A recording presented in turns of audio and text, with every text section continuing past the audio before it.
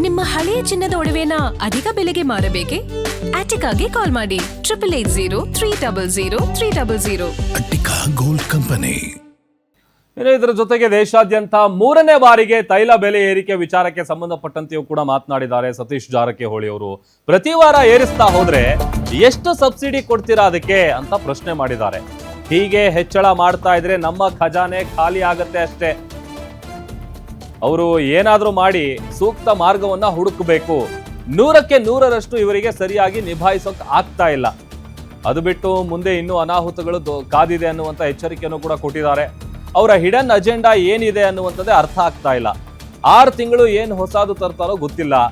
ಹೀಗಂತ ಬಾಗಲಕೋಟೆಯಲ್ಲಿ ಸಚಿವ ಸತೀಶ್ ಜಾರಕಿಹೊಳಿ ಅವರು ಈ ತೈಲ ಬೆಲೆ ಏರಿಕೆ ವಿಚಾರಕ್ಕೆ ಸಂಬಂಧಪಟ್ಟಂತೆಯೂ ಕೂಡ ಮಾತನಾಡಿದ್ದಾರೆ.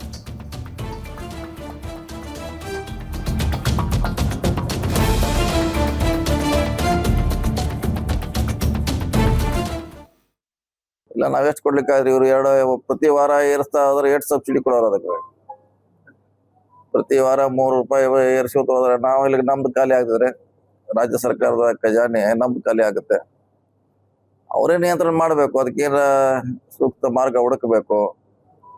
ಇಂಥ ಘಟನೆಗಳು ಬಹಳಷ್ಟು ಆಗಿದೆ. 70 ವರ್ಷದಲ್ಲಿ ಇದೇನು ಹೊಸದಲ್ಲ. ಇಂಥ